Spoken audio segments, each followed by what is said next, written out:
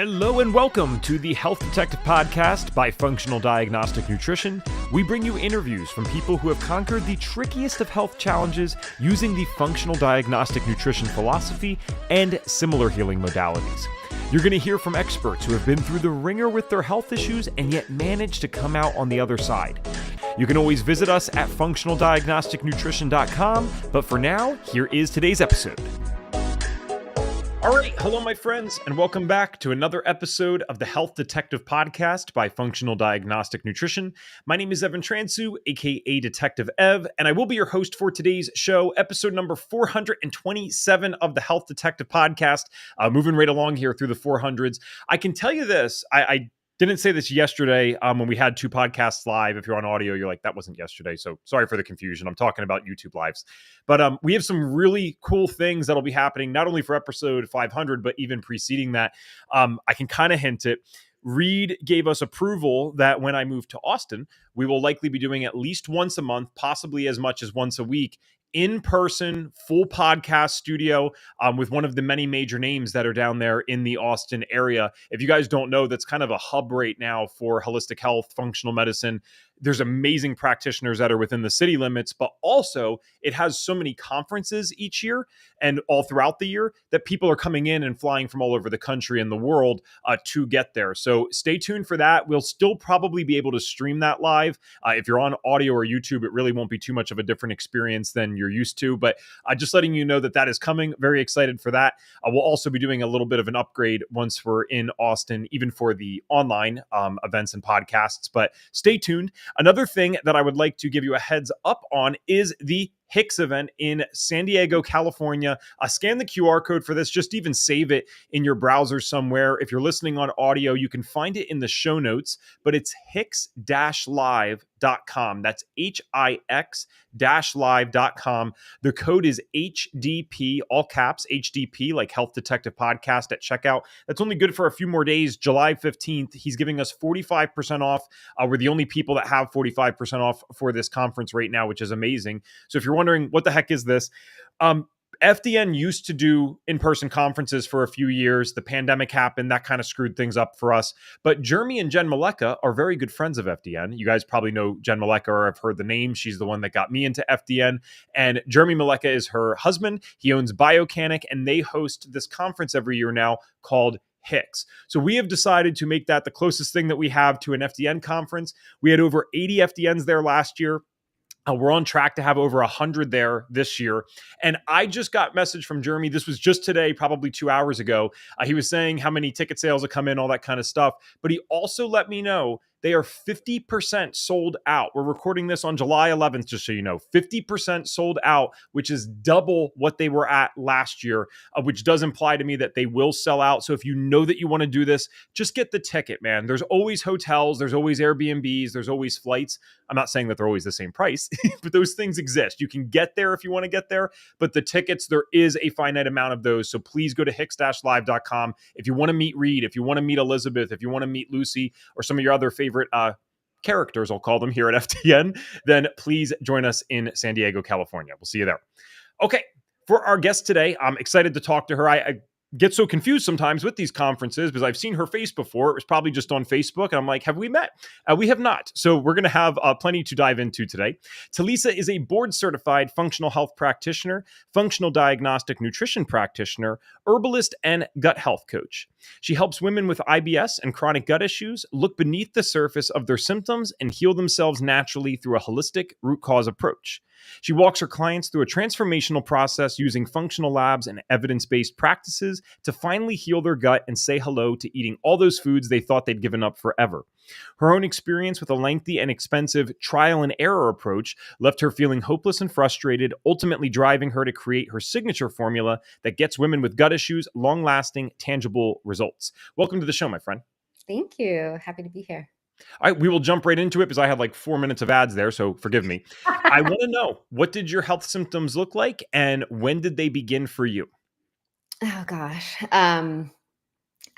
They did begin pretty early. I definitely identify as being a person in a sensitive body. I remember like getting chronic ear infections and having food intolerances. I think my dad took me to a chiropractor when I was like 8 and they told me I was lactose intolerant. I was like, how does an 8-year-old become, lactose intolerant? And yeah, I struggled with a lot of health issues, gut issues, like from when I had my first memory to when I finally turned around my health. And the chiropractor thing's kind of interesting. I'm only wondering, like, were your parents more into the alternative side, or Yeah. was it a byproduct of going to the chiropractor? Yeah, I feel really lucky and blessed that my dad was really into just everything holistic, and diet and eating healthy and all that type of stuff. So I did both conventional and integrative, I guess you could call it. But neither of those really fixed me until I was able to like really dig in and figure out what was going on. Well, that's even sadder then. It's kinda, cool and fortunate when someone is lucky enough to have people in their life that influence them in this way and kinda teach them about this stuff. But as you probably know as well as me, so many people have what they believe to be a full understanding of the natural and functional healthcare space, and it's not necessarily full. I doubt that mine's full, right? But they'll think like, oh, this specific diet does it all, or these specific sets of supplements, or this type of practitioner. And if it doesn't work out, well, it doesn't work out, and we're out of options. Thankfully, we don't have that issue as FDNs. We always have something more that we can do. But I sympathize with those people because I almost it obviously wasn't the case for you, but it does seem like for some individuals that can make them turned off by natural medicine almost. So I got to ask, why do you think, or why do you know, looking back now, how are you doing so much stuff from the conventional and even natural side and yet still struggling? What were some of the things that were Yeah. happening underneath the hood? I think that I think that for a lot of integrative health, it's kind of just replacing medications with supplements a lot of the time. I mean, that's the truth. Like I had an integrative doctor, I would go to her and she was great. She looked at me though and probably thought like you're young, you're healthy, you like just take these supplements, like your chronic pain will go away, your chronic digestive issues will go away, or your hormonal problems will go away. And she was treating really serious people. But I just think like throwing like a generic supplement at people is still most of what you get when you're going to like a holistic integrative practitioner. That was my experience. May not be that way today, but for the last 20 years. And I work with women who have the same experience as well. They go to a naturopath, they get some off the shelf cleanse to do for their gut, and like they're no better. They're no different afterwards. So Yeah. it's just not a lot of lab testing, proper testing, and personalization, and like really looking at that person, digging into their health history, taking an individualized approach. Like that makes such a difference. It really does. Well, I mean, you said, I think 20 years ago, I mean, even as recently as 8 or 9 years ago, I went to a wonderful naturopath in my hometown. Nothing wrong with this person. I totally believe she had my best interest, but this was insane because I had no money at the time. I was making like $500 a week, and you know how much these tests are. And my parents were supportive, but my mom had her own health issues. Like they would have done anything they could, but they couldn't be throwing around thousands of dollars for this stuff. And so I went to this naturopath who was testing me for a certain thing. So this was the sounds like method, right? She thought that I had something, so she tested for it. This was the best part. The test came out as what she believed was a false negative, right? So it didn't come up on the test, and she treated me anyway for the thing that she thought I had. So my question was, I just told you I'm a broke 21-year-old at the time. If you're going to treat it anyway, fine, let's just do it, right? I could humor that at the time. I wouldn't have known any better I wasn't an FDN yet. So I probably just would have done it. But like, why are you making me run this expensive test if regardless of the results, obviously you were going to do the same thing? So it's kind of really crazy, some of the stuff that happens there when you think about it. When did you decide or realize even, I guess, that you could take full responsibility for this, even if it's not your fault? Certainly not your fault that you were dealing with these symptoms at such a young age, but it sounds like you're getting the runaround from the other practitioners out there. So when did you decide Talisa is going to be the person that does this when she grows up? Oh gosh. I think it probably started 10 years ago, and you see enough different people and don't get answers, and you kind of eventually get to the place where like I'm just gonna have to figure it out myself, like no one's coming to save me. And you know, I can put those practitioners on a pedestal and think like they have all this experience, they're gonna just tell me what's wrong, fix it, and then I'm gonna be fine. And I realized that that wasn't going to happen after many years. And so I got really into plant medicine and herbalism and started taking clinical herbalist courses and learned about wildcrafting and making my own medicine and just kind of fell in love with that natural way of living. But even that, I couldn't, I was taking all these herbs and adaptogens and reading Amazon reviews and trying to figure out the right, oh, this worked for this person. And, reading blogs and listening to podcasts. And I really didn't know what I was dealing with. It didn't really turn around until I found FDN, really. Awesome. I kind of have one more question then before we Yeah. talk about the specific things that you learned. Well, no, because I love the story side, man. I think the stories are fascinating. And, we've been doing it for years now. And I know when we get feedback from people, this is the parts that they relate to the most. That's what gets them to listen to the rest of the podcast. So my question before that is, what made you you said that at some point you just have to accept things into your own hands. Hear me out on this. I respectfully disagree with that only because I don't think everyone does that, Talisa. I think some people give up. I think some people accept the symptoms, especially in my opinion for you. I could even understand it more if you gave up because you were trying both things as far as you were concerned. And it wasn't working. So I have to ask, where did that belief come from if you know that, hey, I Oh can my figure God. this out. I just don't have the right information yet. I don't know. I don't give up when there's a problem that I can't solve. It's just kind of like who I am. I have a hard time just kind of accepting like this is the way things are.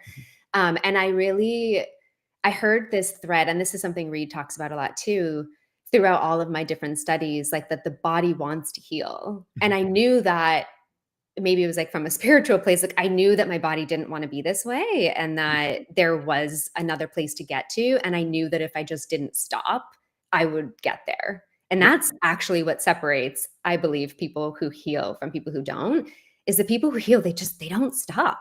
Yes. They just don't stop, advocating for themselves and researching and digging deeper and finding answers. And eventually, like you get there, you do.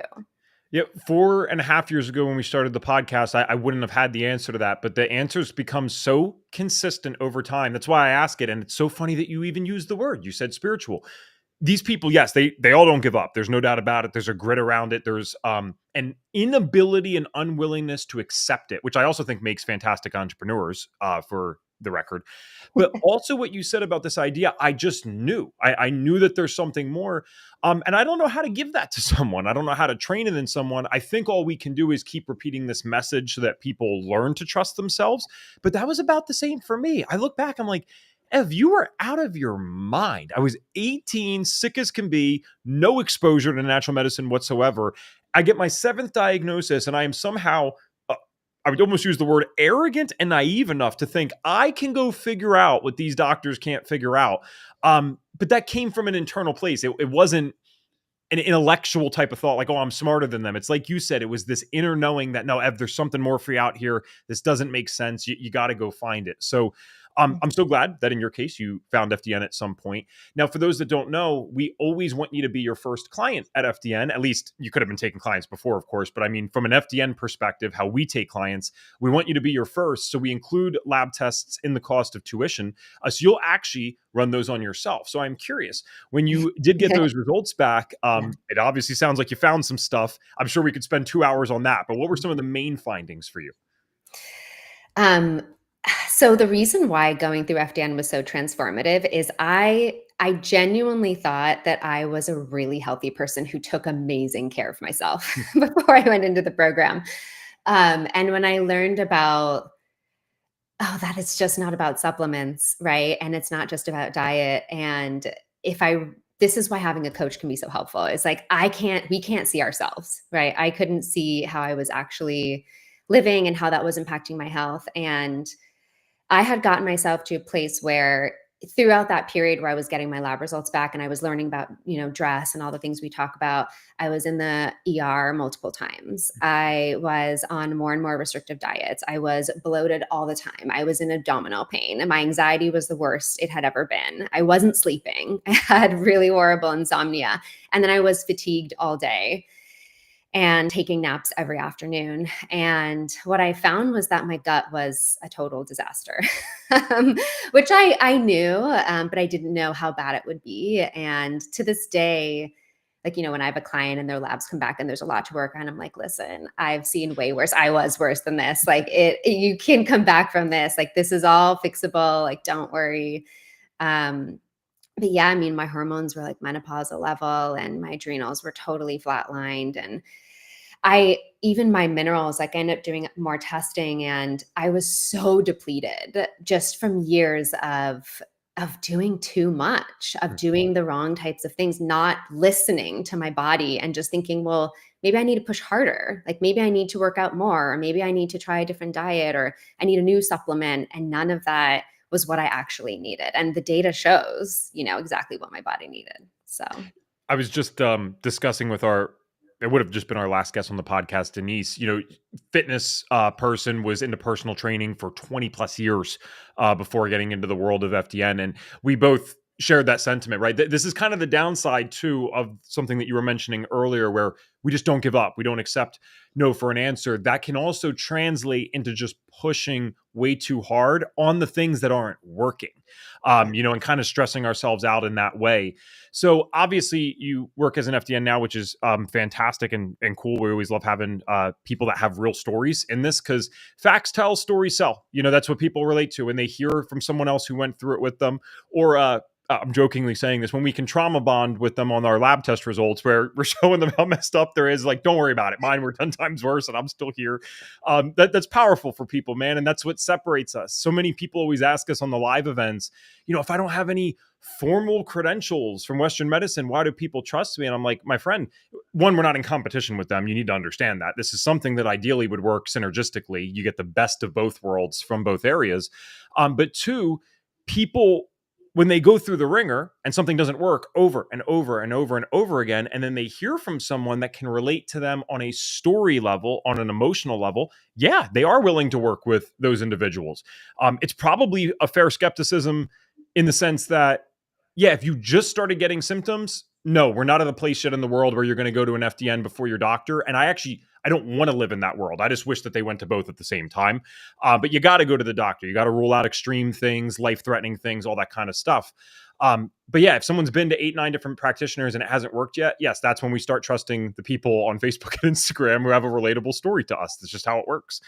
I don't think correct me if I'm wrong, I don't think we actually got into any specific findings. So if you could humor me here, I'd love to know, like, even the GI map, especially with someone with gut issues, what were some of the specific major findings for you that you were like, wow, I can't believe this is going on? Yeah, I had a lot of overgrown bad bacteria, and I had a pretty severe depletion of my beneficial species, which is a pattern I see all the time. And I try to explain this to clients, like, it's not personal, right? Like, they're not, when bad bacteria overgrowing and there's dysbiosis in the GI, it's not intentional, it's not malicious. It's the result of an upstream dysfunction, and it's can be the result of diet, it can be the result of exposures and stress and so many different things, but we know what's there and then we can correct it. So I had a long journey because I also had SIBO, and I'd had SIBO for over 10 years, which is, different from what we find in a GI map. There's the small intestine and then there's the colon. And I had to address both. And so it took me a while to finally restore, because through all my history, I'd had multiple bouts of really severe food poisoning that had damaged my GI. I'd had 20 plus rounds of antibiotics for strep throat, UTIs. Anytime I got sick, I'd go and get a Z-Pack. And then I'd taken a ton of antifungals. I'd been on so much of that microbiome disrupting medication that what I had left, even though I ate a healthy diet, I needed a full overhaul. I needed a full remodel in there. And that's essentially what I started doing. And that's what I take my clients through now today. That's interesting that you phrase it as 20 plus. I actually phrase it the same way for me, because I know it's over 20, but probably under 30. Thank God, I guess. And that's the thing. It's cool and inspiring to hear from people like you, because I never want to put fear in people's minds. We just got to do what we got to do. Choices were made. Mistakes are probably made along the way, and then you work with what you got. But to your point about that, though, and what I'm getting at is, we don't know what happens to people when you put them on 20 plus courses of antibiotics over their lifetime, let alone relatively young people like ourselves. We're not in our 80s. So we don't know necessarily what happens when you do this to people and you do it in their developmental years. can you come back from this fully? Can you restore stuff? I don't have the answer to that yet. I don't know if that's a universal thing that can happen. I do know when I ran my GI map recently, I had some things I needed to work on, but it was stuff I wouldn't even have expected, Talisa. Like I actually had high anti-gliadin, like implying I was getting exposed with some of the places I eat and trust. And I'm Detective Ev, man. I should know this stuff. So that was like more one that I could see easily being fixed, which is great. But this was the first stool test I've ever ran in my life where my normal gut bacteria was all within range. So I don't know if I can Congrats. ever get it perfect. But I know that something's possible, obviously, because I destroyed my gut all throughout those first years of my life. And here I am, doing okay. So with your clients now, let's talk about who do you ideally like to serve? Because, we title these in such a way that we get the right people listening. We talked about IBS, but I would assume I'd assume you work with more people than just that. So who's your kind of ideal client that you work with? Yeah, I've worked with all different types. I used to do more just like fatigue and hormones and anxiety, but I really found my special place with women who have chronic gut issues because that was me, and I had a really long journey, and so I found a way to take the 20 years of searching and kind of condense it into this 5-month program that I do. And I like to work with women who have tried a lot and it hasn't worked. That's my sweet spot. So most of the women I talk to on calls, on social media, on Instagram, they've already worked with naturopaths. They've already worked with practitioners. They've already worked with dietitians. Some of them have already worked with FDNs sometimes.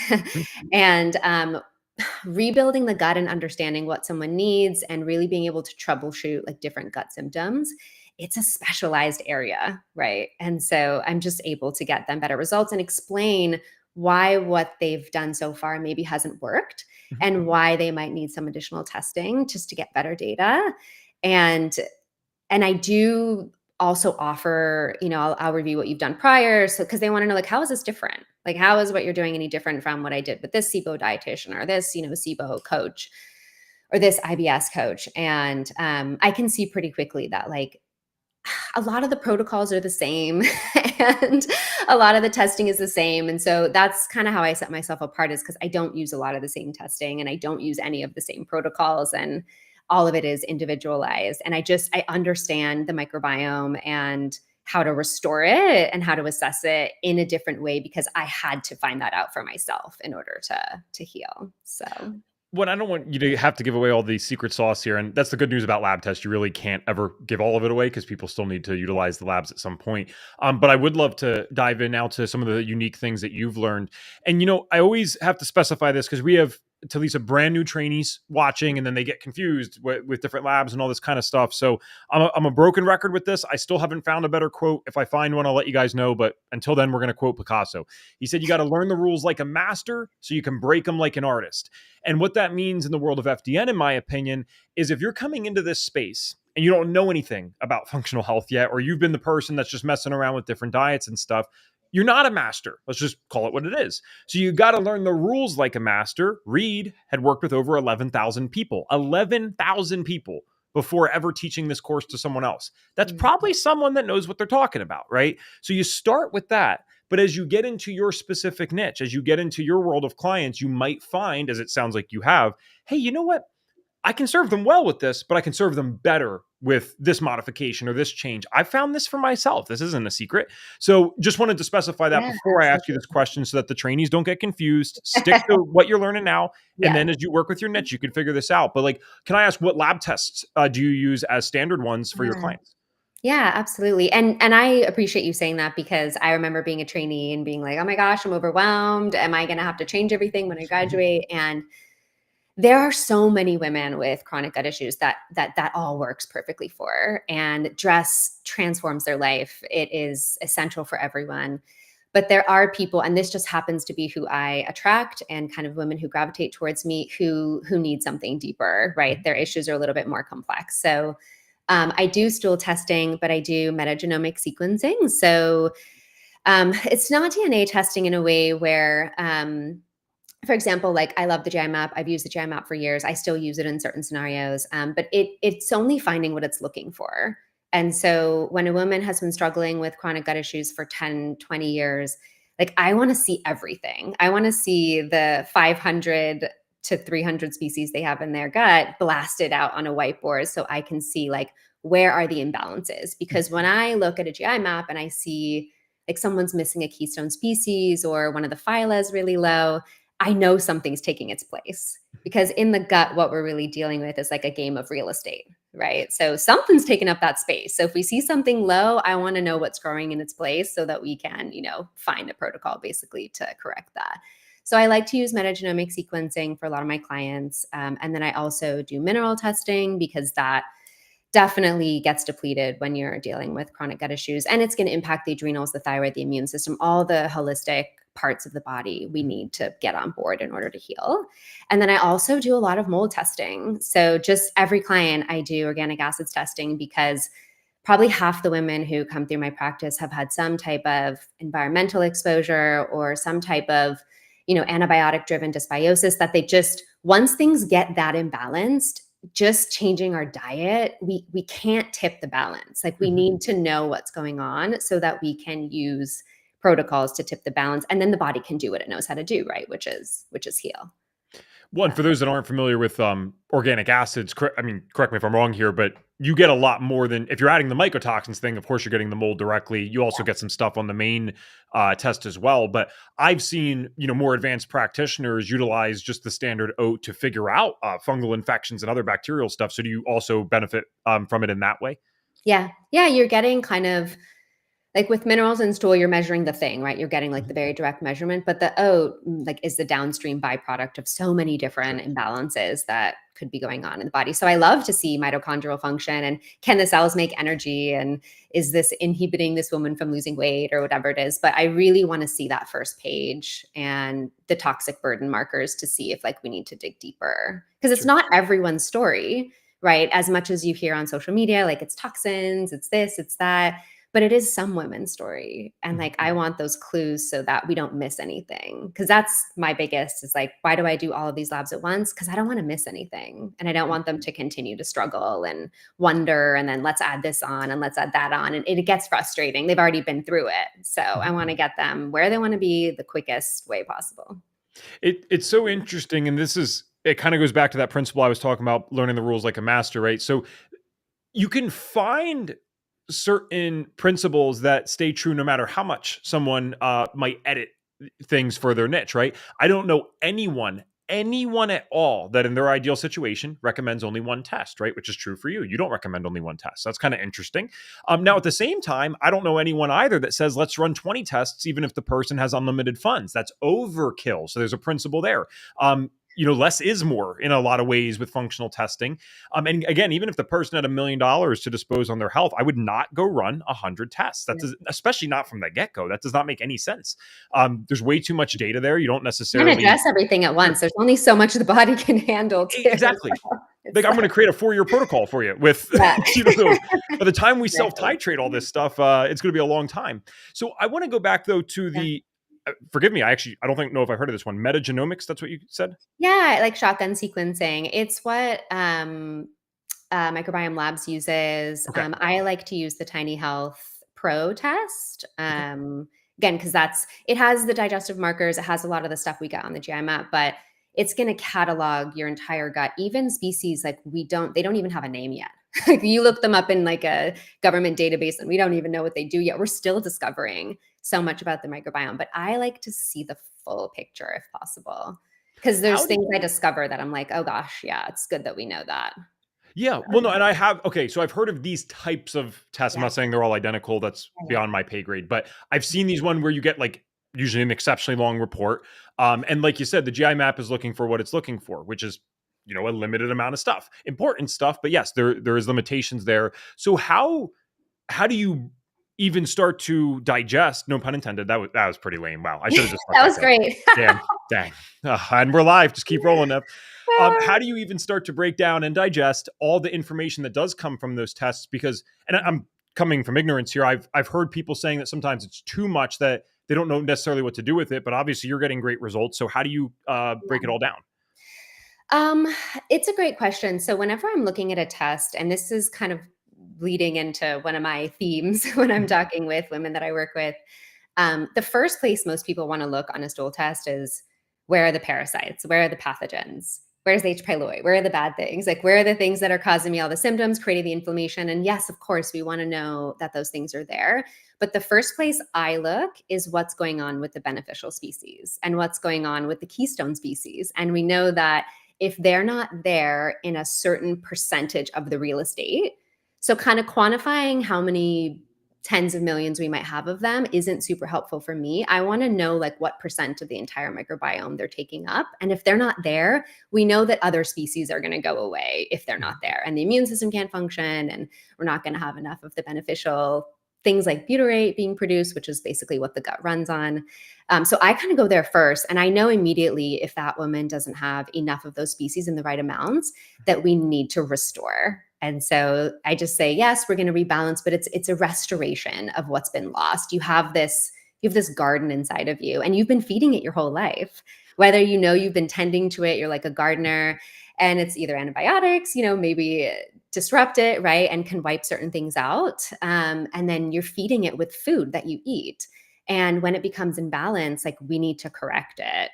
Sometimes it's diet, sometimes it's supplements, but I'm really looking for that first. And then there's things that jump out to me. I do some like microbiome analysis and calculate percentages of different species. Anyways, if you're a trainee, you don't need to know all that, but there are like certain life events that happen for women, like chemotherapy, like using antibiotics for acne for a year or 2 years, that change the microbiome so dramatically that the more data we have about what's there, the better. Because we can manipulate the microbiome with food as well. So that's where a lot of my dietary suggestions come from, because I know what feeds what and what can take it down and all that. In your opinion, because I don't even know what to make of this myself. Like I said, we don't have full data yet on what happens to people when you put them on these crazy course of antibiotics for long periods of time. If you take someone like us, let's just say kind of generically here, 20 plus course of antibiotics, we've been through the ringer at relatively early ages in our life. Can those people ever bounce back fully from just the dietary changes? Is there any hope for that? Or do they need some type of supplements or some type of targeted thing for them, in your opinion and experience? Absolutely. It's a great question. And I get it actually a lot on my intro calls that I do with women who are thinking about working with me. So yes, we can absolutely restore. If someone has, for example, been on antibiotics for multiple years, like there may be species that won't come back. And we don't know that until we see what we're working with and we feed them in a therapeutic, intentional way. Sometimes with food, but I find it's kind of the analogy I like to use is like a forest fire. So I'm in California, so it's a way of life here, unfortunately. But if you have a favorite area you like to hike and it burned one year, and then you go back the next year and you're like, wow, it's been a year. Like there's no trees, there's a little bit of grass, maybe there was like a bush or two. And then you go back 5 years later and it still doesn't look the way it did before the fire. It takes 10, 20 years. So imagine if you were part of a nonprofit that went and restored that area and you planted plants and you planted trees and you were intentional about watering. It's going to come back 10 times faster. And that's the process that we do with the gut. It's very difficult to do with just food alone, because you can take like food and you can concentrate it and you can put it into these supplements, and it can be the equivalent of eating 20 pounds of something. And so you can see these dramatic measurable changes in the microbiome and the beneficial species in just, 5 months. Mm-hmm. So it's a sad analogy. I'm sorry that you guys experience that so often, but I have a favorite hiking place in New York that was stripped by fires at one point. I mean, one, it's just scary to look at, but the analogy is actually kind of perfect, because you're right. If that's not tended to, nature will have its way, right? You give it enough time. Like I'm sure if we come back 100 years from now, you're like, well, that's fixed, but we don't have 100 years as humans, that's for sure. Certainly if your gut looks like the aftermath of a forest fire, you definitely don't have 100 years. So if we go in though and say, hey, we're going to do everything that we can for this forest, still takes some time. Like things have to grow and come back, but by being more intentional about it, yeah, you have a lot more hope with it. And I feel this even anecdotally, I guess, in my own experience. I feel like I still get better over time, which is kind of nuts because I don't think I'm like doing anything dramatically different. I don't think I'm doing anything more intentional to heal per se. Like I have my main stuff that I know to do at this point. I've had that for years, but I still feel myself getting a little bit more resilient, a little bit stronger. I run the GI map and I'm like, okay, there's some things on here I'd like to change right now, but man, this is way better than when I started. So it does take time. And the good news about healing, just so people don't get totally discouraged here, if this is their first podcast that they're listening to in the functional healthcare space, I find so much of the symptom relief and so much of the terrible symptoms in my experience within 90 to 120 days, man, if you know what you're doing, you could start feeling 50, 60% better just by, to continue your analogy, if you stop adding fuel to the fire, you're going to feel better pretty much overnight. But I would say that last, let's call it 20 to 50%, that's where it could definitely take some notable time. And I see you nodding. Do you agree with that? Oh, absolutely. You feel progressively better throughout, right? So a lot of times women get to the end of their time working with me and they're like, oh my gosh, it is night and day. Like I am so much better. And many of them are completely better, but there's certain women you've been on a long journey. And you love the saying, like, if you're going to hike 10 miles in, you got to hike 10 miles out. If this has been going on for 20 years, it's not going to be 100% fixed in 5 months, but they've gotten all the heavy lifting out of the way by the end of their time. And they know exactly what to do to continue. And they just continue to feel progressively more and more better. So, yeah. I got distracted. I love talking to you apparently because we're well over halfway through. So if you guys have any questions for Talisa, please drop them in the chat. I see one from earlier from Tracy here. This was something I wanted to get to today. So this is a great question. When it comes to tests like the GI map and findings of bacteria, pathogens, etc., can we kill our way to a healthy gut? Now I'm going to guess what your answer is to this, but people are still doing this. So I kind of like to reframe this question, if I can, almost to say, like, how are we still in a time where people believe, even with supplements, that you can just kind of blast your way to a healthy gut? Like, where did this even come from? Do you know? I don't know if it's like the way our brains are, or like survival or like evolutionary, but we definitely tend to gravitate towards like what's the infectious thing, causing the symptoms, and like that's my problem. And if I just fix that, then I'll be okay. And that's the approach that most of the women I work with have tried. And I would never want to discourage someone from taking their health into their own hands. Like I'm all about empowerment. I did a lot of stuff on my own. I think that's where some of the best practitioners come from too. Mm-hmm. But these cleanses are not benign. So like, okay, I'm having chronic gut issues. I'm going to do a parasite cleanse. I'm going to do, other really intense enteric coated essential oils. And that can make women worse. And it does. A lot of the women I talked to got worse after those protocols, or they got worse after doing elimination diets, and they don't know why. And it's because all of those things, if not done correctly, can deplete your beneficial flora even more.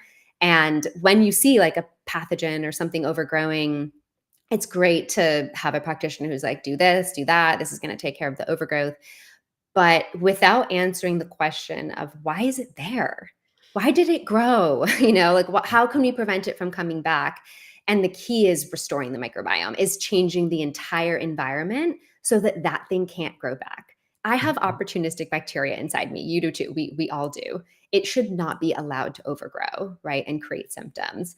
So it's just digging like a little bit deeper. And I do find that by the time women come to me and they've done a lot of different protocols, there's been little to no net restoration. And so without that, the GI map looks worse than it did the first time, which I just, breaks my heart because it's such a powerful tool. But kind of breaking out of the thinking of just like the bad thing, I got to find the bad thing and I got to get rid of it. There is so much more to understand about the gut and like this beautiful ecosystem and how to nurture it and how to grow it and how to correct it. So You're so quick with that answer. I don't even know if you meant it to be that profound. I thought that was really interesting. Like, does that come from like some evolutionary perspective? Because I think that probably has a lot of validity.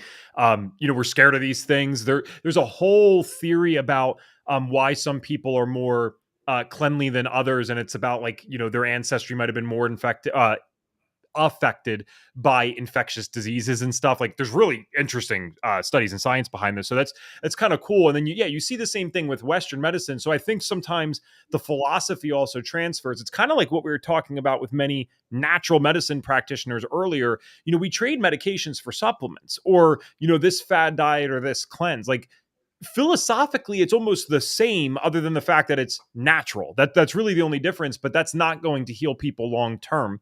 And for those that don't know, I reference this occasionally when I think there's a really cool thought here, but we always ask our guests what are some of the key takeaways that they want the audience to have. So I'm actually going to read this directly because I thought this was really cool. When you become a caretaker of your gut will take care of you forever. What did you mean by that? Mm-hmm. I think it's kind of taking this mentality of you have this ecosystem inside of you and like you're its chief guardian and gardener. You're its landscaper, and every kind of decision you make about what you put into your body food wise is going to shift that ecosystem.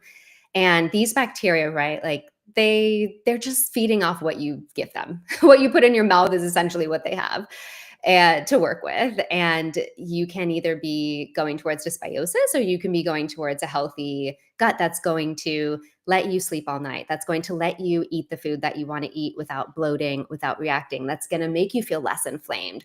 The weight drops off easily without you even changing anything about your life. Long-term, health risks go down. There's so much research on like what a healthy microbiome can do. So just getting past your gut issues is just the tip of the iceberg of what you stand to benefit from if you do take care of this ecosystem.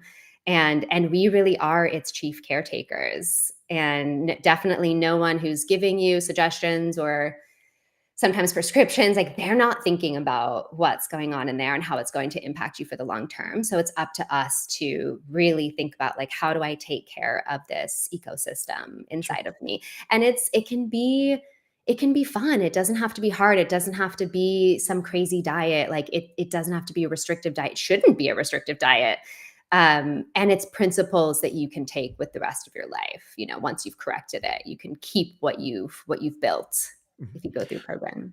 I'll because that was in your bio too, the mentioning of like, you can actually eat some of these foods again and stuff. It's a whole separate podcast, but you guys should look this up. It's probably somewhere on PubMed. I'll try to see if I can find it. It was this study around, they took this tribe and they gave them like processed sugars like Hershey bars and crap like that.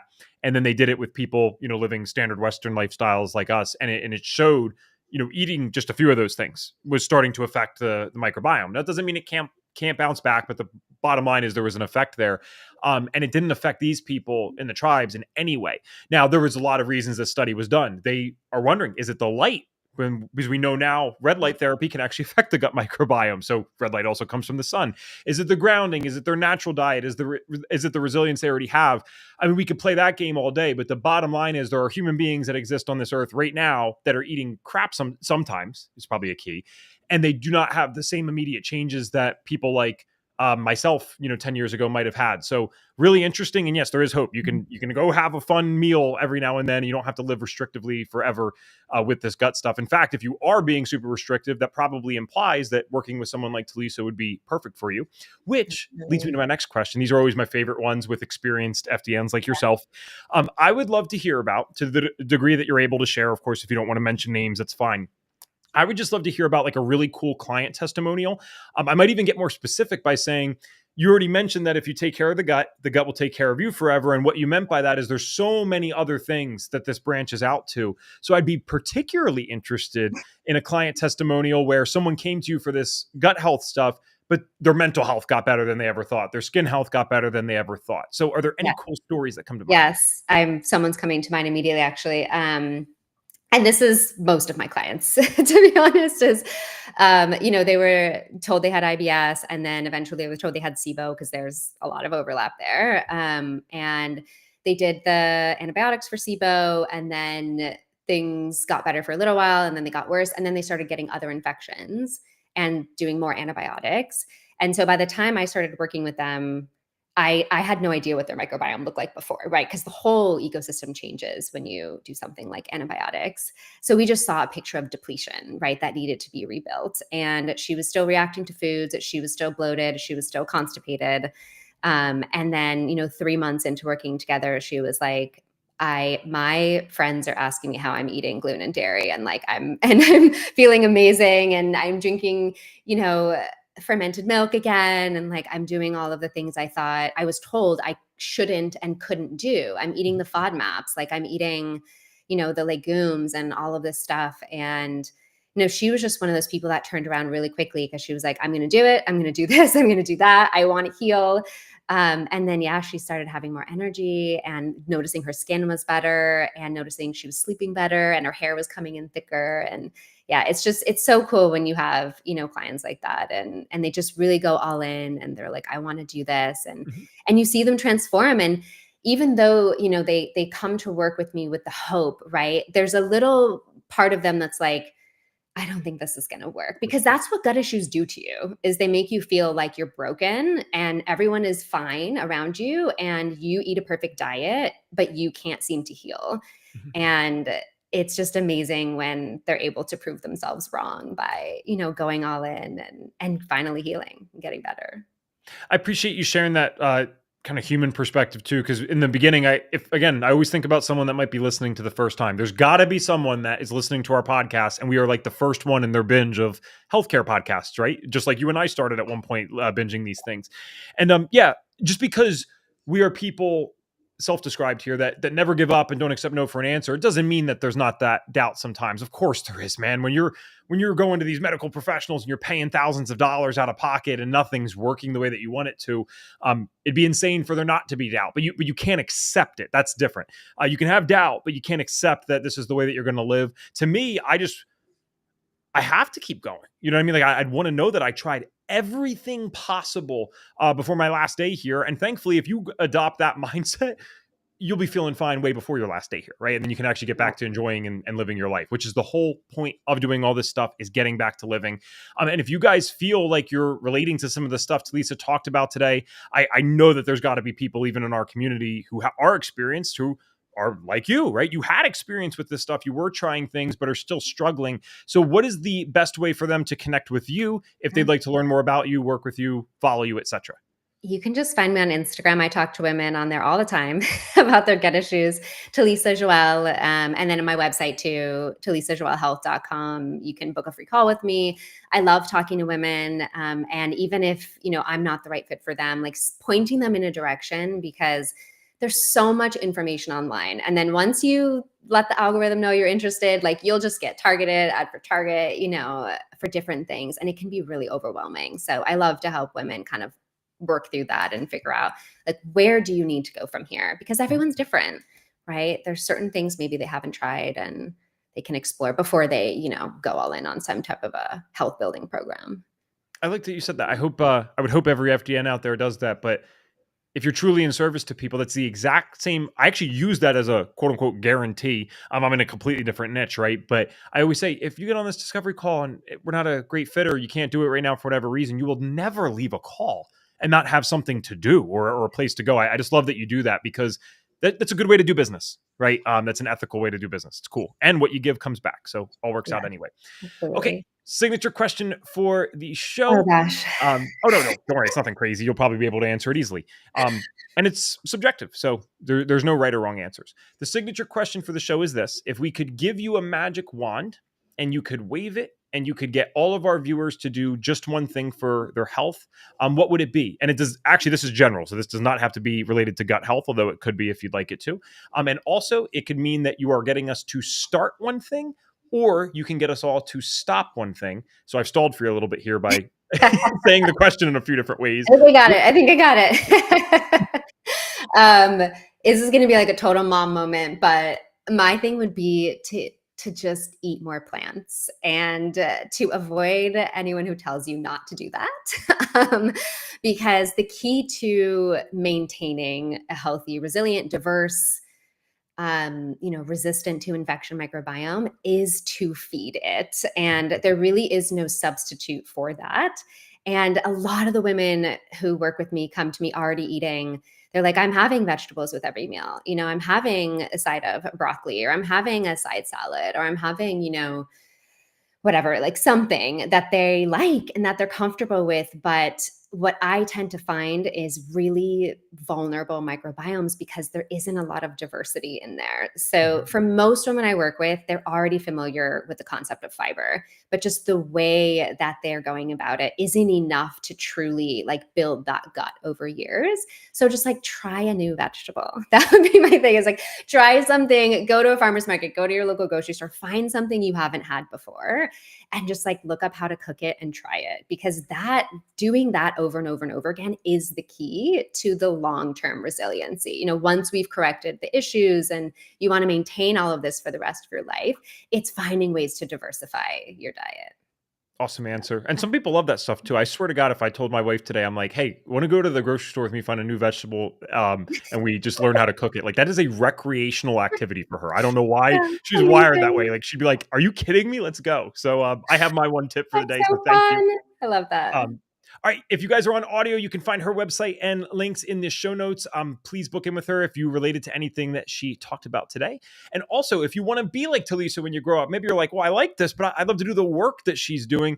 You can always book in with us at fdntraining.com/call. Just the same way that Talisa does her discovery calls, we do that here at FDN as well. We'll never force anyone into the course that doesn't belong here, mostly because it's community-based and it doesn't really go so well if you don't want to be here, and then we have you in with us. So True. we'll always get you in the right direction as well. But Talisa, thanks so much for coming on and Thank sharing you. everything today. And I know I won't say it out loud, but what we talked about behind the scenes, just congrats on your success as an FDN. And I'm glad it's going so well. Thank you. Appreciate it. Thank you for the